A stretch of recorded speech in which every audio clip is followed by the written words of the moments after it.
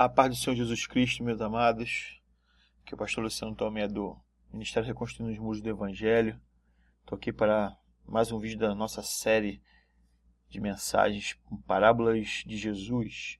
E hoje a gente vai falar sobre a parábola dos 10 servos e das 10 minas. Essa parábola está lá no Evangelho de Lucas, capítulo 19, do versículo 12 ao versículo 27. Nós vamos ler esses versículos para a gente poder identificar que parábola é essa. Diz assim o texto. Antes de eu ler, só para você ter uma noção, essa parábola ela vem em seguida da história de Zaqueu. Depois que Zaqueu sobe na árvore e Jesus manda ele descer, da árvore, que ele vai comer na casa dele, e aí se segue aquela conversão de Zaqueu. Zaqueu devolve 4 vezes mais aquilo que ele tinha errado com os outros. E aí, logo em seguida, essa parábola entra. Essa parábola ela diz assim. Ele disse: um homem de nobre nascimento foi para uma terra distante para ser coroado rei e depois voltar. Então, chamou 10 dos seus servos e lhe deu 10 minas. Disse ele: façam esse dinheiro render até a minha volta. Mas os seus súditos o odiavam e depois enviaram uma delegação para lhe dizer: não queremos que este homem seja nosso rei. Contudo, foi feito rei e voltou. Então mandou chamar os servos a quem dera o dinheiro, a fim de saber quanto tinham lucrado. O primeiro veio e disse: Senhor, a tua mina rendeu outras 10. Muito bem, meu bom servo, respondeu o seu senhor. Por ter sido fiável no pouco, governe sobre 10 cidades. O segundo veio e disse: Senhor, a tua mina rendeu 5 vezes mais. O seu senhor respondeu: também você encarregue-se de 5 cidades. Então veio outro servo e disse: Senhor, aqui está a tua mina. Eu a conservei guardada num pedaço de pano. Tive medo, porque és um homem severo. Tiras o que não pusestes e colhes o que não semeaste. O seu senhor respondeu: eu o julgarei pelas suas próprias palavras, servo mau. Você sabia que sou homem severo, que tiro o que não pus e colho o que não semeei. Então por que não confiou o meu dinheiro ao banco? Assim, quando eu voltasse, o receberia com juros. E disse aos que estavam ali: tomem dele a sua mina e deem-na ao que tem 10. Senhor, disseram, ele já tem 10. Ele respondeu: eu lhes digo que a quem tem, mais será dado, mas a quem não tem, até o que tiver, lhe será tirado. E aqueles inimigos meus, que não queriam que eu reinasse sobre eles, tragam-nos aqui e matem-nos na minha frente. Ok? Então a gente tem aqui algumas coisas para falar dessa parábola. Eu só fiz só alguns pontos que eu vou falar mais do que o que está escrito. Primeira coisa que a gente identifica na palavra, obviamente, que esse esse homem de nobre nascimento é Cristo, Na parábola é a figura de Cristo que vai, que Jesus estava falando que ele iria para uma terra distante. Esse homem nobre iria para uma terra distante, ou seja, certamente Jesus ia para o céu, iria adentrar, as portas celestiais como sacrifício vivo, aquele que ressuscitou, aquele que venceu a morte, aquele que cumpriu em todas as coisas a vontade de Deus. E ele foi para esse lugar para ser coroado rei, para ser coroado como rei. E fala que ele retornaria depois de um tempo. Isso também caracteriza a volta de Jesus no fim dos tempos, quando se cumprirem todas as coisas, E ele voltará sim para buscar a sua igreja, para julgar a todos. Então essa parábola está falando disso, né? Um homem de nobre nascimento que vai se afastar por um tempo, vai para uma terra distante e que voltará depois, ok? E aí fala também que ele deixou com esses servos algo de valor, né? Que no caso são as minas, né? E também fala que ele pedirá conta delas quando retornar. É claro, né? É claro que ele não fala isso, que vai cobrar os resultados. Ele simplesmente fala assim, ó, eu estou dando essa mina a vocês, mas usem ela, tirem lucro dela, façam ela se multiplicar. Mas em momento nenhum ele fala, né? Quando ele fala, se você não multiplicar, você vai acontecer isso e aquilo. Não. Ele deixa a ordem, porque às vezes, irmãos, a primeira coisa que a gente aprende aqui, a gente não tem que fazer as coisas para Deus, né, porque a gente vai sofrer punição se não fizer. Porque aí você deixa de fazer por amor para fazer por medo, né? Nós temos que simplesmente obedecer a Deus. Se Deus mandou a gente fazer alguma coisa, vamos fazer por amor.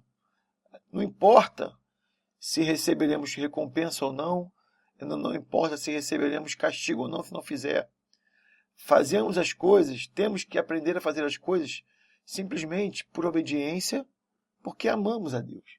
Então, de repente, se esse homem nobre falar assim, se vocês não multiplicarem, eu vou mandar matar vocês. Talvez todo mundo teria se virado para poder multiplicar aquelas minas. Mas certamente eles não teriam feito pelo zelo, pelo cuidado, pelo amor. Eles teriam feito pelo medo pelo medo da punição que iriam sofrer se não fizessem aquilo. Então, e aí a parábola conta que esse homem ele retornou. E a primeira coisa... antes disso tem um detalhe. Ele fala que deixou 10 minas com os servos. E depois ele fala que os súditos, ou seja, são duas coisas diferentes, tá? Servos e súditos. Se você pegar em um reino, vamos imaginar um reino. Você tem o rei, tem o palácio, né? E dentro do palácio você tem aqueles que servem ao rei, né? Segundo a Bíblia cita alguns exemplos, por exemplo, você tinha o copeiro, você tinha aquele que é o conselheiro do rei, aquele que serve o rei ali dentro do palácio de alguma forma, que são mais próximos ao rei, né? que estão junto do rei. E os súditos são o povo. E é claro que dentro de um reino, nem todo mundo gosta do rei, né? Alguns adoram o rei, outros não gostam, outros queriam que o rei fosse outro. Então ele fala bem claro, né? Que ele deixou as minas com os seus servos, mas que haviam súditos que se reuniram, ou seja, entre aspas, aqueles que não eram servos, mas que eram do povo, mas que estavam dentro do reino, né? Dentro do que abrangia o reino. E esses súditos se organizam e fazem e vão reclamar porque não querem que aquele homem nobre se torne rei. Não querem que ele seja rei. Só que a parábola fala que, mesmo contra a vontade deles, ele se tornou rei. E aí, vamos pegar essa história e vamos traduzir de quem Jesus estava dizendo. Ele era o homem nobre, os seus servos eram os seus discípulos, né? Aqueles que o seguiam, que acreditavam nele e que estavam ali para obedecê-lo. A esses foram dadas as minas. Né? Se você, como eu que me ouve, é um servo de Cristo, você estaria dentre esse grupo, os que receberam as minas. E tem os súditos. Quem eram os súditos? Quem naquela época de Jesus não queria que ele fosse rei? Quando as pessoas falavam que ele era o filho de Davi, que ele era o filho de Deus, que ele era o enviado, que ele era o Messias, os fariseus, os mestres da lei e aqueles que eram discípulos desses fariseus, eles iam contra Jesus. O tempo todo na Escritura você vê que esses homens vão contra Jesus. Não reconhecem ele como rei, não querem que ele seja rei de Israel, que ele assuma essa posição de Messias, de Filho de Deus. Então esses é que na parábola são chamados de súditos, porque eles, de certa forma, também estão ali, né? Porque o mundo inteiro, tudo é de Deus. Tudo que existe está debaixo do domínio de Deus, né? Entre as suas divisas, se assim eu posso dizer. Então, esses, né, se levantaram, se organizaram de alguma forma para se rebelar contra aquela questão do homem bom e nobre se tornar rei. Só que, independente do que os fariseus fizeram, Deus coroou Jesus. Deus fez Jesus rei. Deus colocou todas as coisas debaixo dos pés dele. Né? Ele adentrou as regiões celestiais como sacrifício vivo, como diz no livro de Hebreus, e se assentou no trono, né? Se recebeu as vestes reais e foi coroado como rei. O Salmo diz: levantai, ó portais, as suas cabeças, para que entre o Rei da Glória. Sabe, esse Salmo cita o momento que Jesus adentra os céus, o Rei da Glória, o Cordeiro de Deus, aquele que é Senhor dos Senhores, que é Rei dos Reis. Então, essa é a situação. Quando esse rei volta, né, e isso vai acontecer no fim dos tempos, né, no fim dos tempos e até hoje, né, aqui está contando a parábola parafraseando os tempos de Jesus, mas esse cenário é o mesmo de hoje. O rei foi e ainda não voltou. E até hoje temos os servos, que sou eu e é você, que temos as minas, e tem aqueles que são súditos, que não estão nem aí para o rei, que não o reconhecem como rei. Até hoje temos esse mesmo cenário. Temos esse mesmo cenário até hoje. Os servos e os súditos. Quando Jesus retornar no fim dos tempos, como diz, como essa parábola indica, né? O que vai acontecer? Como diz a parábola, ele vai recompensar o bom servo e vai dar uma bronca no mau servo. Só que se você olhar, né, os dois ainda assim são servos.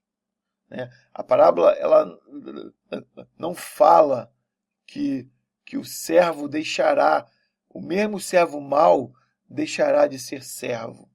Né? Porque aqui, né, nessa parábola, não está... não está na questão, a questão da parábola não é ser, ela não fala sobre a questão de ser servo ou não, né? O que está querendo dizer nisso, né? Não está em jogo a salvação aqui. A salvação aqui não está em jogo.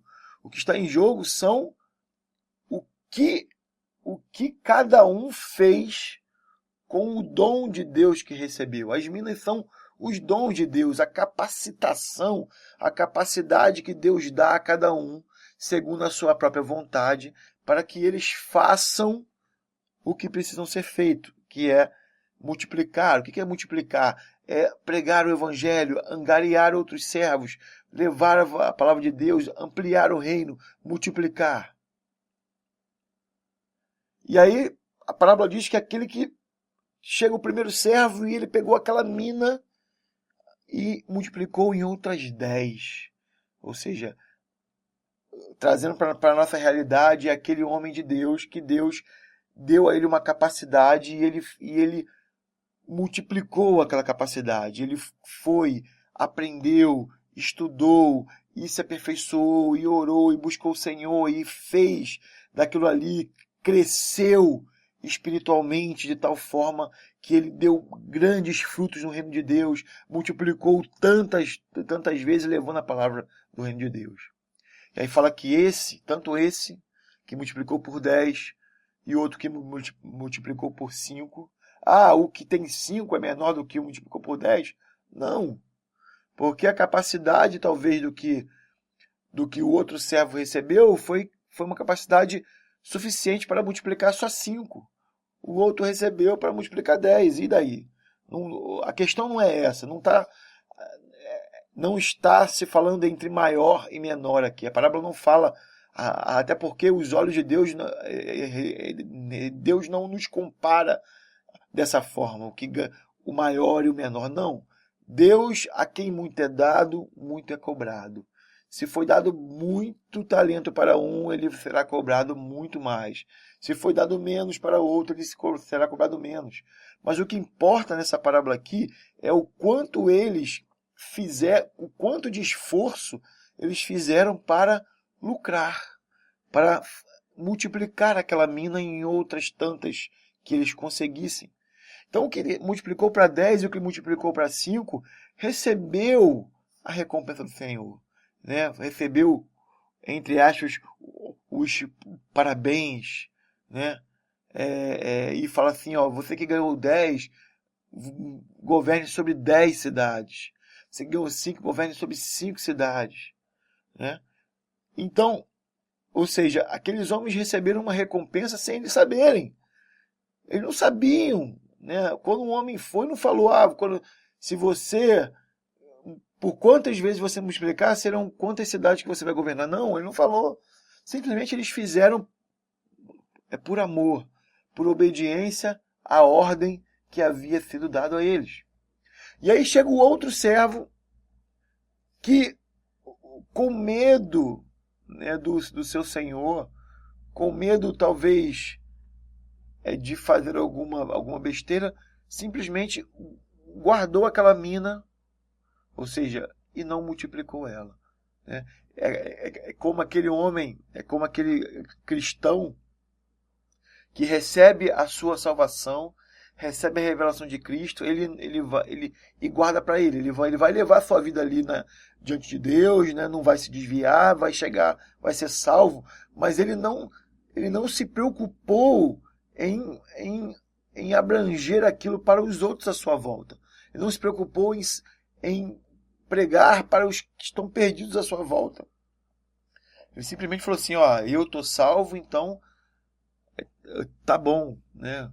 Ou seja, eu vou ficar aqui quietinho agora e vou perseverar até o fim. Né? Mas o que Deus quer de nós, Jesus quer de nós, é que nós multipliquemos. E aquele homem, quando não multiplica, fala assim, Senhor, eu tive medo, porque eu sei que o Senhor é um homem severo, o Senhor é um homem que colhe onde o Senhor não plantou. Duas coisas aí, né? Duas coisas aí. Deus não colhe onde ele não plantou, porque tudo vem de Deus. Deus, aonde Deus colher, certamente ele terá plantado, porque Deus foi quem plantou todas as coisas. É Deus, tudo que há de bom em nós, tudo que há de bom neste mundo foi Deus quem fez. Tudo é dele, tudo foi ele que fez. Então, aonde ele colher, certamente ele colherá onde ele plantou. Porque eu não tenho capacidade nenhuma de fazer nada se não for dado por Deus. Você aí que me ouve não é capaz de fazer nada de bom se não for te dado a capacidade de Deus, né? Não consegue. Mas aquele homem, ele entendeu, ele tinha uma visão do seu Senhor errada. E tem muito cristão que fica com medo, né? Às vezes coitado, ele nem é meio que ele nem é totalmente culpado disso. É culpado em parte porque se lê as escrituras e buscar o Senhor, vai ver que que Deus é bom. Mas ele talvez ele está dentro de uma igreja onde é ensinado que Deus é um Deus bravo, é o Deus. Tem muitas igrejas hoje que ainda estão lá, usam muito mais o Deus, né? Usam muito mais a visão de Deus no Antigo Testamento do que a visão de Deus no Novo Testamento. São Deus diferentes? Não, é o mesmo Deus. A diferença é como as pessoas viam a Deus. Por isso que no Antigo Testamento se vê lá um Deus irado, um Deus bravo, um Deus que lança fogo do céu, porque as pessoas viam Deus daquela forma. Deus não estava revelado a eles. Não havia o mistério, para eles ainda estava oculto. O mistério o quê? Que Deus nos amou o mundo de tal maneira, que deu seu Filho unigênito para todo aquele que nele crê não pereça, mas tenha a vida eterna. Então, muitas pessoas, muitos homens de Deus hoje servem a Deus com medo. Se eu não fizer, Deus vai me dar com um cajado nas costas.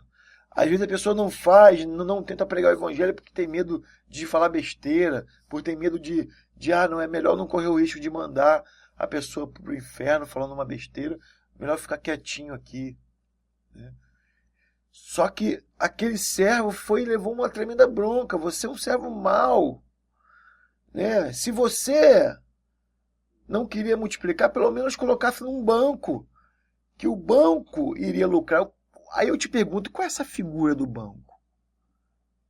Essa figura do banco é alguém, né, que consegue multiplicar. Então, tipo assim, no mínimo, querido, se você não tem coragem, né, se você não tem ímpeto para levar o evangelho, para falar de Cristo para as pessoas, pelo menos invista, sabe? Invista em alguém que fale. Porque é aquela história, né?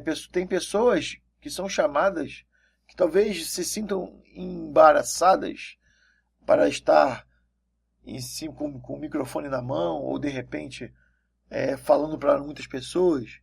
Mas você pode pegar, né, o que você tem e investir em alguém, ou seja, ajudar um homem de Deus para que ele fale do evangelho, e você será, né, um financiador, ou seja, você vai fazer parte daquele lucro, né? Agora, é claro, tome muito cuidado aonde você investe, né, onde você bota a sua mina, em que banco você aplica a sua mina, porque tem muitos, entre aspas, homens de Deus aí que estão fazendo muita besteira, falando muita baboseira, e talvez você, mesmo investindo num banco, vai receber uma bronca de Deus. Mas se você pegar a sua mina e investir em um ministério sério, né, em um homem de Deus sério, não precisa ser o meu aqui que você está ouvindo, não, o Reconstrução do Mundo do Evangelho, não, tem tantos outros, nós não somos os únicos que pregamos o Evangelho puro e simples de Jesus, que temos compromisso com a verdade, não. Tem muitos outros ministérios, então invista nesses homens de Deus, invista em missionários que estão pelo mundo afora, nos lugares mais distantes e inóspitos, mais perigosos, em países que é proibido pregar o evangelho, e estão ali, né, gastando as suas vidas por amor às pessoas que estão naqueles lugares. Invista nesses homens, né? Porque eles estão lá dando as suas vidas. Então o homem nobre que se tornou rei vem e fala: cara, se você não teve coragem, não se esforçou para multiplicar, pelo menos depositava num banco. que no banco ia lucrar, ia multiplicar. Você foi ignorante, você não podia ter feito isso. Né? E aí ele fala, ó, tira a mina desse que não multiplicou e dá para aquele que multiplicou. Ah, mas isso pô, né? Deus deu, né? Por que Deus está tirando? Porque é simples. Deus faz tudo com propósito, né? Deus faz tudo com propósito. Se você recebe um propósito de Deus, uma capacitação para fazer alguma coisa e você não faz, não tem sentido você ter aquilo, né? Deus faz tudo com propósito. E ali também no texto está falando já no fim dos tempos, ou seja, aquele homem que teoricamente governaria por uma que não multiplicou e governaria sobre uma cidade, porque ele ficou com né? Continuou com a mina dele, ele não vai governar sobre cidade nenhuma, né? E Deus vai pegar e vai dar aquela cidade para outro, para o que tinha 10, para o que tinha 5, não importa. Isso é um pouco, fala a respeito sobre o galardão, né? Veja bem, como eu falei, a salvação ela não está em jogo aqui. O servo, apesar de ter sido mal, apesar da atitude dele, né? Ele não ter multiplicado, ele continua sendo servo. Ele ainda é o servo, é mal. Foi um servo mau porque não fez aquilo que precisava ser feito, né? Ele não gerou obras. Foi, teoricamente, uma árvore que não frutificou, né? Então, ele continua sendo servo ali, né? Mas ele não vai receber recompensa. O galardão que a Bíblia fala. Porque nós receberemos galardões de Deus. Uns mais, outros menos, né? De acordo com aquilo que fizeram, né? Porque as obras, elas geram galardão. Como Jesus falou, acumulem tesouros no céu, aonde a traça não come e nem nem se enferrujam, né? E que os ladrões não roubam. Esse acumular tesouro no céu é o quê? São as minhas obras. Quanto mais coisas eu faço movido pela fé, porque aquele que faz obra não faz para ficar eu faço, eu sou e acontece. Não. O servo de Deus ele faz obras pela fé. Ele não está preocupado, né, com a recompensa. Ele não tá preocupado. Ele sabe que Deus tem guardado o seu bom depósito lá e vai lhe entregar no dia segundo aquilo que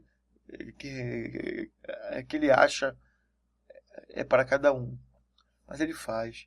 Então, veja, essa recompensa é o galardão pelo quanto nós fomos fiéis, pelo quanto nós obedecemos a Deus, pelo quanto nós fizemos a sua vontade.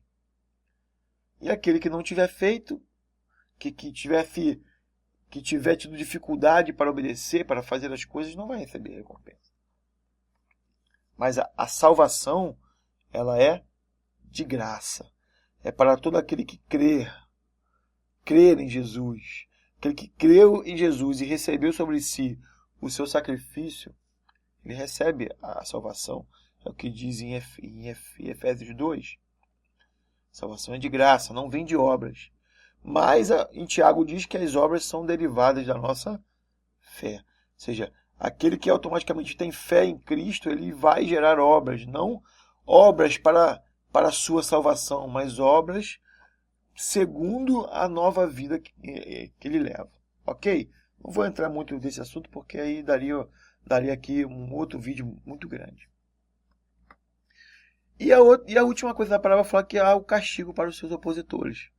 Ele fala, né, o servo bom vai ganhar tantas cidades, o servo mau vai perder a sua cidade, porque vai ser dada para quem tem.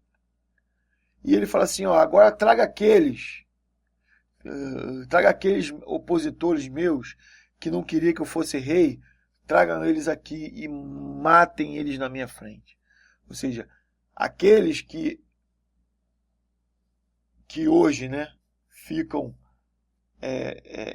que não aceitam Jesus como rei, que não se dobram ao seu senhorio, serão castigados naquele dia, né? E para a gente finalizar,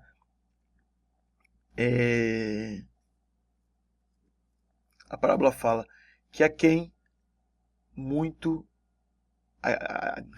fala assim, aquele que tem receberá ainda, aquele que tem lhe será dado ainda mais, e aquele que não tem, até o que tem será tirado. Calma aí, isso é esquisito, né? Aquele que não tem, o que tem será tirado. Calma aí, se ele não tem, como é que vai ser tirado alguma coisa dele? É porque são duas coisas. Aquele que tem o quê? Né? Aquele que